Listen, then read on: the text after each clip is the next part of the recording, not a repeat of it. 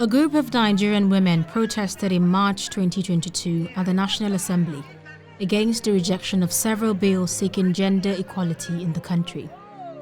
They trooped out in hundreds and asked the lawmakers to revisit the gender bills, accusing the lawmakers of choosing to deny women the opportunity of inclusion and representation in governance.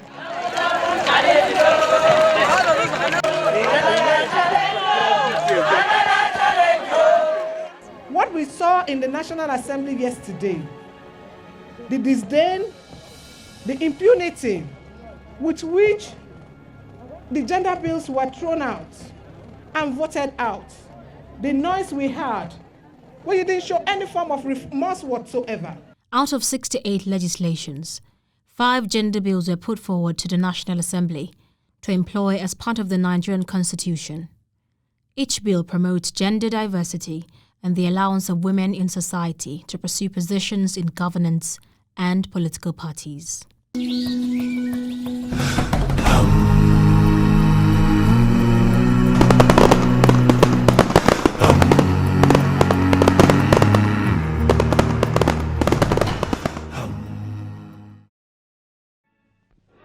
В Москве проходило заседание исполнительного бюро Международной демократической федерации женщин. Оно было посвящено десятилетию со дня создания федерации. На заседании выступили председатель федерации Эжени Котон, Франция, вице-председатели Нина Попова, Советский Союз, Моника Фелтон, Англия, Ранsom Kuti, Нигерия.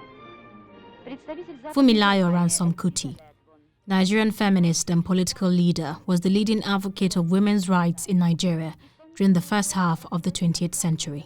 She helped organize the Abeokuta Ladies Club, initially a civic and charitable group of mostly Western-educated Christian women. The organization gradually became more political and feminist in its orientation, and in 1944, it formally admitted market women who were generally impoverished, illiterate, and exploited by colonial authorities. In 1946, the ALC changed its name to the Abeokuta Women's Union and opened its membership to all women in Abeokuta. Ransom Kuti became the first president of the AWU and headed its successor organizations until her death.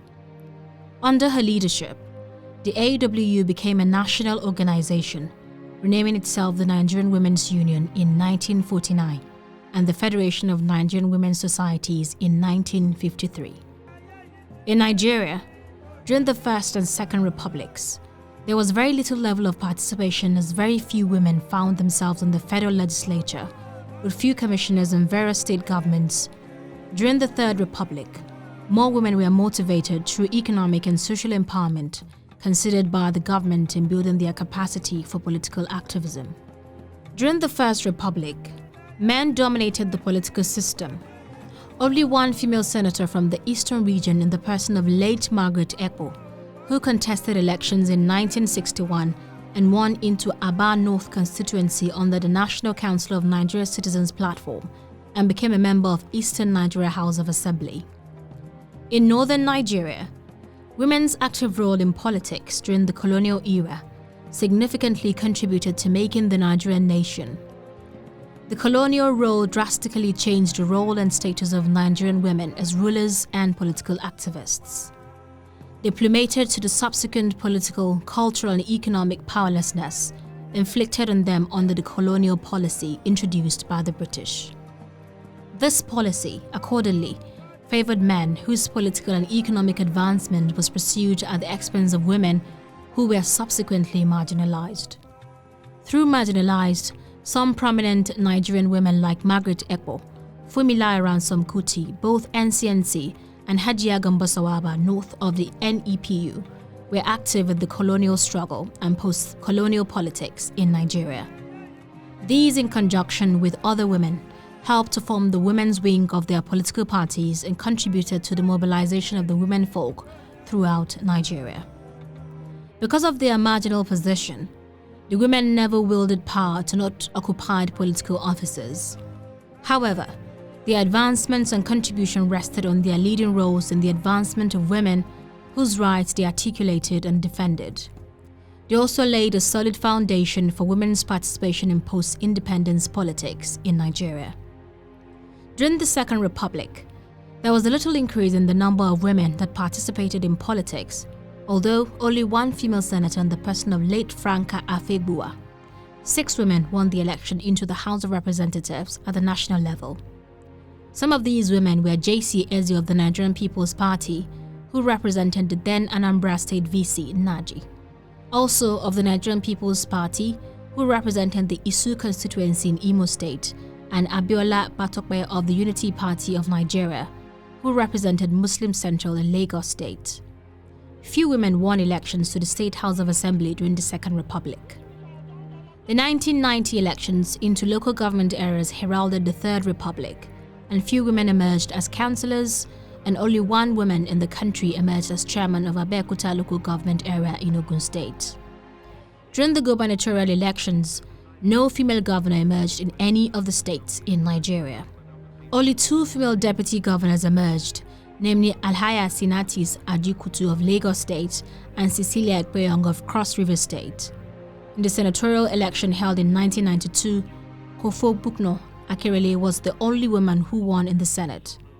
Very few women won seats in the House of Representatives, including Florence Itagiwa, who won the senatorial seat in the Calabar constituency of Cross River State under the National Republican. The Fourth Republic under President Obasanjo had many women participating in politics in Nigeria. There were more women in government both at the federal, state, and local government councils. Nigerian women played no significant role in statecraft and have not been able to influence decision-making in any consistent manner, especially during the First, Second, and Third Republican government, and this has endured to the 21st century. Munira Suleiman Tanimu is a humanitarian and a politician, running for the office of member Kaduna State House of Assembly, representing Lere East constituency in the 2023 general elections.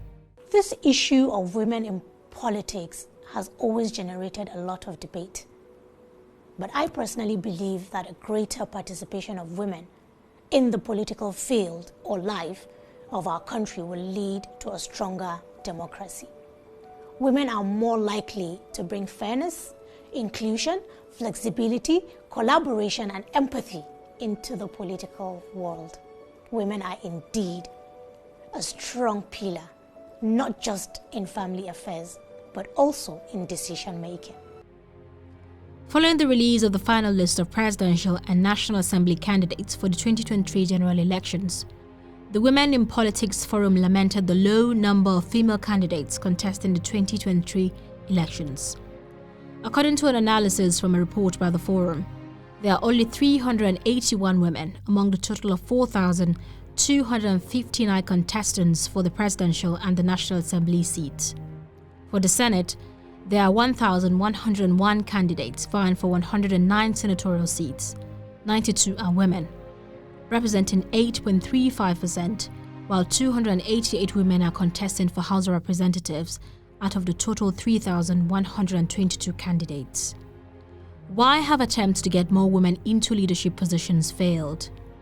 Policies, protocols, conventions, and quota systems are rooted in the concept of compensatory justice, compensating specific individuals who are wronged or marginalized, but there are polarizing reactions to affirmative action. Some people argue that it is a systematic way of achieving both equality and reparation without force. Others feel it undermines the democratic concept of equality of opportunity and argue that women should be given a chance to compete equally with men. These polarizing schools of thought limit the efficiency of protocols, conventions, and quota systems as ways to get women into leadership. Can quota systems work? Countries like Rwanda and South Africa have used the quota system to pave the way for women's representation in politics. In Rwanda, over 50% of political positions are held by women. Affirmative action or a quota system provides role models. Seeing women in positions of power can encourage others to confidently aspire to leadership positions. Affirmative action also promotes diversity and increases opportunity for disadvantaged groups.